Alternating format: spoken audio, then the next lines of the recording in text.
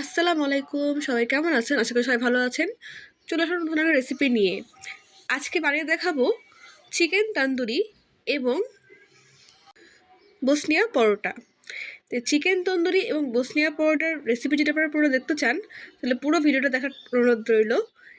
কোনো part skip করবেন না, তাহলে কিন্তু পারফেক্ট বসনিয়া রুটি এবং চিকেন তন্দুরি বাসাতেই চুলায় আপনারা বানিয়ে ফেলতে পারবেন। তো চলুন কথা না বানিয়ে চলে যাওয়া যাক চিকেন তন্দুরির প্রিপারেশনে। চিকেনগুলোকে আমি আজকে জাস্ট এরকমভাবে কেটে নিয়েছি, দেখেন একটু চিড়ে নিয়ে মশলাগুলো ভিতরে ঢুকতে পারে ভালোভাবে। এখানে আছে লাইট সয়া সস 1 টেবিল চামচ, এখানে নিয়েছি আদা বাটা 1 টেবিল চামচ, রসুন বাটা 1/2 টেবিল চামচ, এখানে নিয়েছি শুকনো মরিচের গুঁড়া 1 চা চামচ, হলুদের গুঁড়া 1/4 চা চামচ, লবণ স্বাদ মতন। ঝালটা আপনাদের আন্দাজ অনুযায়ী কমিয়ে বা বাড়িয়ে নিতে পারেন। এখানে নিয়েছি চিকেন তান্দুরি মশলা। তো আজকে আমি বিডি ব্র্যান্ডের চিকেন তান্দুরি মশলাটা ইউজ করেছি, আপনারা যে কোনো ব্র্যান্ডের মশলা ইউজ করতে পারেন। এখানে নিয়েছি সরিষার তেল। তখন আমি চিকেনটাকে খুব ভালো করে ম্যারিনেট করে নিব। চিকেনটা ম্যারিনেট করার জন্য প্রথমে দিয়ে দিচ্ছি আদা বাটা এবং রসুন বাটা, এরপরে দিয়ে দিচ্ছি গুঁড়া মশলাগুলো এবং লবণ, এরপরে দিয়ে দিচ্ছি চিকেন তান্দুরির যে মশলাটা সেইটা। এখন দিয়ে দিলাম লাইট সয়া সস, এবার দিয়ে দিচ্ছি সরিষার তেল 2 টেবিল চামচ মতন। প্রথমে মশলাটাকে ভালো মিক্সড করে নিচ্ছি।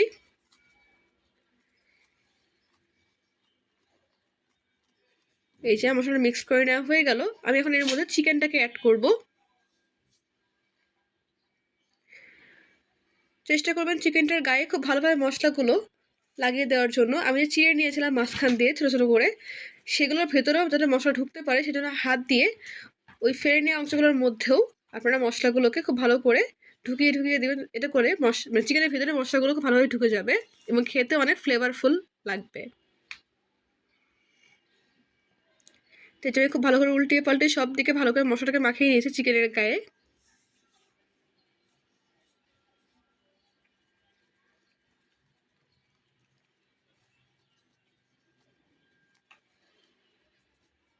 তো আজকে আমি ব্রয়লার মুরগিটা ইউজ করছি, আপনারা চাইলে এখানে দেশি মুরগি ইউজ করতে পারেন। তবে ব্রয়লার মুরগিটা ইউজ করলে চিকেন তন্দুরিটা খুব সফট এবং জুসি হয়, কারণ ব্রয়লার মুরগিটা অনেক বেশি নরম হয়ে থাকে। আমি এখন চিকেনটাকে মাখিয়ে নিলাম এবং এটাকে রেখে দিব সারা রাতের জন্য, অর্থাৎ মিনিমাম 7 থেকে 8 ঘন্টার জন্য। তবে যদি সময় না থাকে আপনাদের হাতে, সেক্ষেত্রে আপনারা মিনিমাম 3 থেকে 4 ঘন্টা ধরে এটাকে ম্যারিনেট করে রাখবেন। মাখানো হয়ে গেছে, এটাকে আমি রেখে দিচ্ছি 8 ঘন্টার জন্য।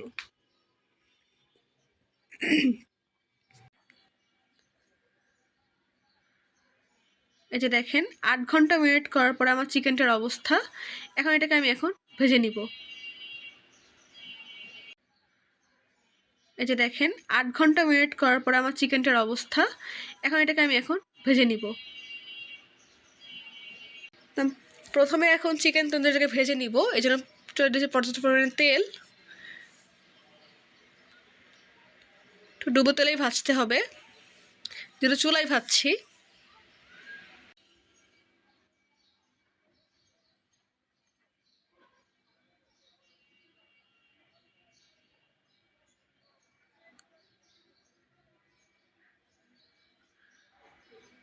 চুলার ফ্লেম কিন্তু একদমই মিডিয়াম থাকবে প্রথমে, কারণ বেশি হাই ফ্লেমে ভাজলে চিকেনটা ভেতর থেকে সেদ্ধ হবে না, উপর থেকে পুড়ে যেতে পারে। এবং চিকেনটা ভাজার সময় চেষ্টা করবেন যতটুকু সম্ভব চিকেনের গা থেকে মশলাটাকে হাত দিয়ে ছাড়িয়ে তারপর চিকেনটাকে তেলের মধ্যে অ্যাড করার জন্য।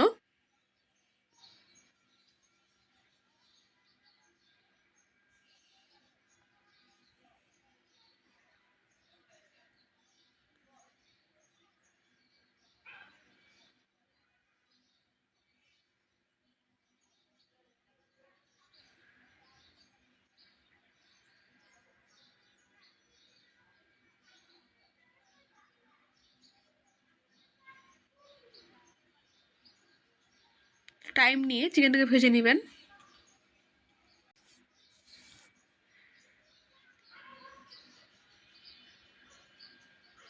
দেখেন আমি 5 মিনিট পরে চিকেনটাকে উল্টিয়ে দিলাম এবং এই সাইডে একটা ভাজা ভাজার টেক্সচার কিন্তু চলে এসেছে।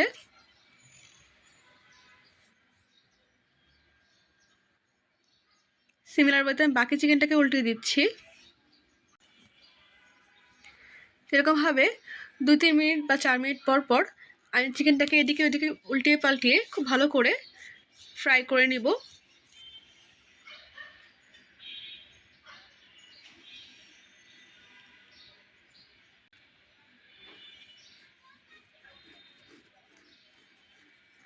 চেষ্টা করবেন এই পর্যায়ে চুলার ফ্লেমটা একদমই লো করে দেওয়ার জন্য, এতে করে চিকেনটা প্রপারলি ভিতর থেকে কুক হবে এবং কাঁচা থাকবে না।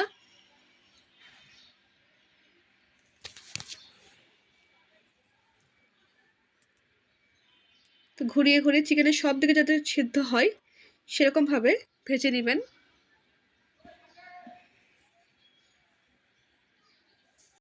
ঠিক এরকমভাবে খুন্তি দিয়ে তেল নিয়ে নিয়ে চিকেনের উপরে দিয়ে দিবেন, এতে করে চিকেনটা ড্রাই হবে না, সফট থাকবে।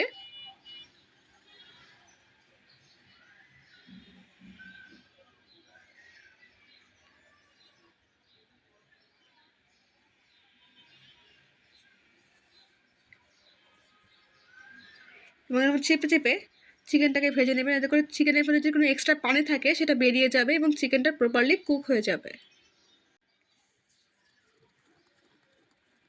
দেখেন আমার চিকেনটা অলমোস্ট ভাজা হয়ে গেছে।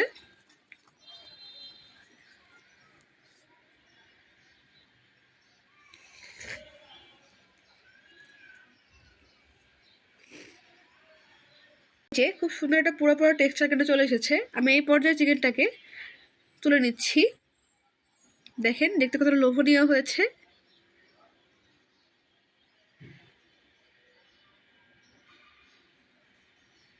তো আমার এগুলো ভাজতে 20 থেকে 25 মিনিট টাইম লেগেছে, যেহেতু চিকেনটা বড় ঠিক টাইম নিয়ে ভেজে নিচ্ছি আমি।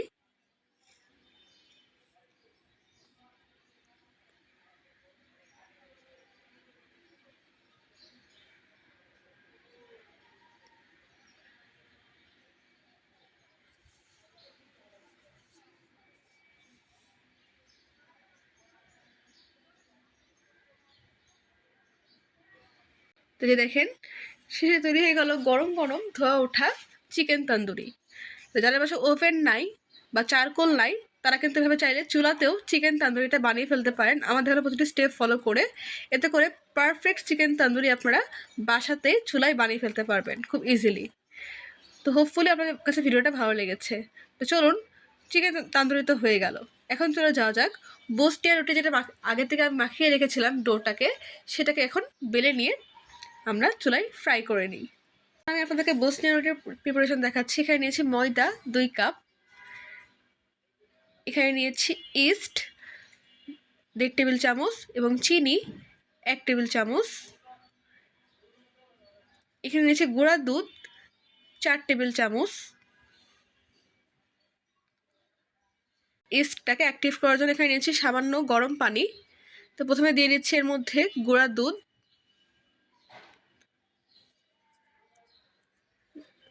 এটা ভালো করে মিক্স করে দলা পেকে যাবে যেহেতু গরম দুধ। ফুটন্ত গরম দরকার নেই, জাস্ট মিডিয়াম গরম নিয়ে নিলাম। এখন আমরা দিয়ে দিচ্ছি ইস্ট এবং চিনি, এতে করে ইস্টটা অ্যাক্টিভ হয়ে যাবে গরম পানি দেওয়ার কারণে। আমি ইস্টটাকে খুব ভালো করে দুধের সাথে মিশিয়ে নিচ্ছি।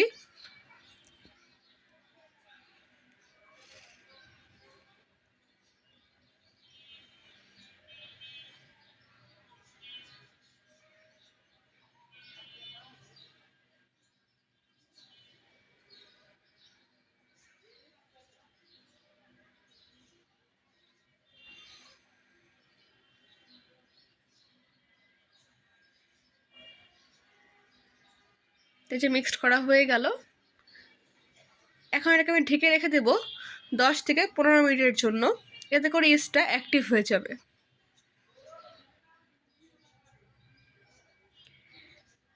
10 মিনিটের জন্য ঢেকে রাখলাম। 10 মিনিট পরে দেখেন আমার ইস্টটা কিন্তু অনেকটা অ্যাক্টিভ হয়ে এসেছে। এখন এটাকে আমি দিয়ে ওই যে ময়দাটাকে ভালো করে ডো বানিয়ে নিব।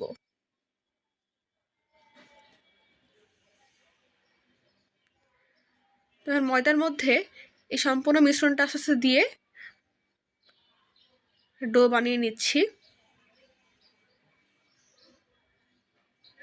এখন দিয়ে দিচ্ছি লবণ স্বাদ মতো।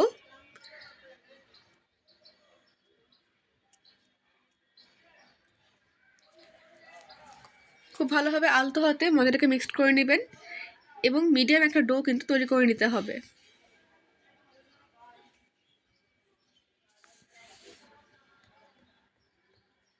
তা আপনারা প্রথমেই সম্পূর্ণ পানি অ্যাড করবেন না, যতটুকু প্রয়োজন ততটুকু অ্যাড করবেন।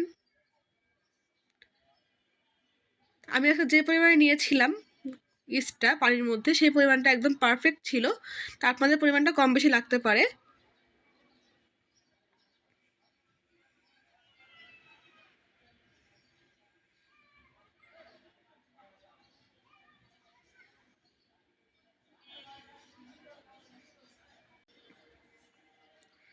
যে দেখেন আমি কিন্তু মিডিয়াম একটা ডো তৈরি করে নিয়েছি। এখন এটাকে আবার রেস্টে রেখে দিব।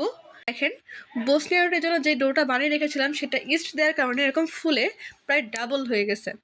দেখুন এটাকে আমি বেলে নিচ্ছি। তো আমি ডোতেই কিছুটা ময়দার মিশ্রণ নিয়ে নিচ্ছি। এখন এটাকে বেলে নিব।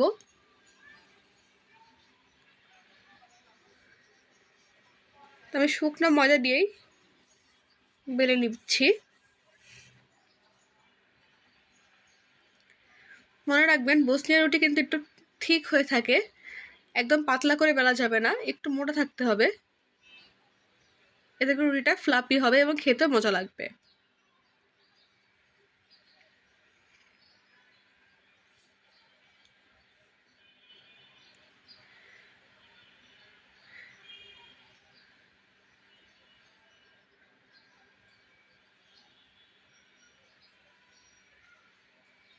দেখেন একটা কথা বলে রাখি, একটু আগে দেখালাম যে ইস্ট দেওয়ার কারণে আমার ডোটা ফুলে প্রায় ডাবল হয়ে গেছে। ওই ডোটাকে কিন্তু আপনারা ডিরেক্টলি নিয়ে রুটি বেলতে শুরু করবেন না।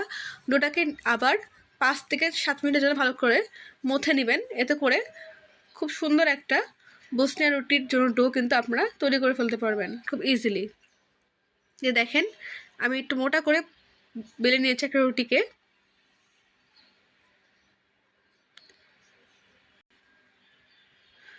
আমি সিমিলার ওয়েতে বাকি রুটিগুলোকেও বেলে নিচ্ছি।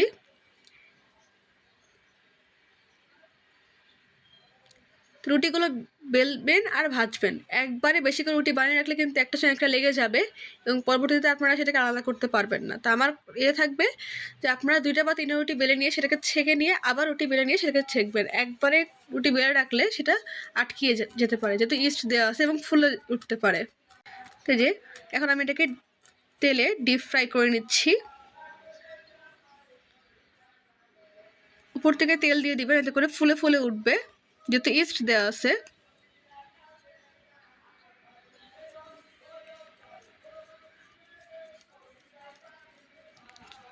মিডিয়াম ফ্লেমে এটাকে আমি এখন ভেজে নিচ্ছি। দেখেন কত সুন্দর একটা কালার এসেছে।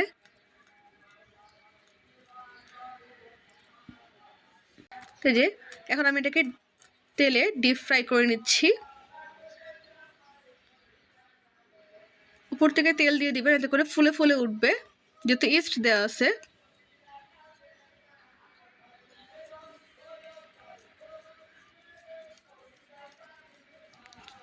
মিডিয়াম ফ্লেমে এটাকে আমি এখন ভেজে নিচ্ছি।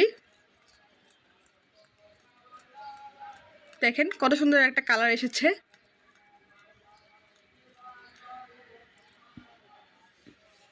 আরও একটা রুটি দিয়ে দিলাম, এটাকে এখন ভেজে নিচ্ছি।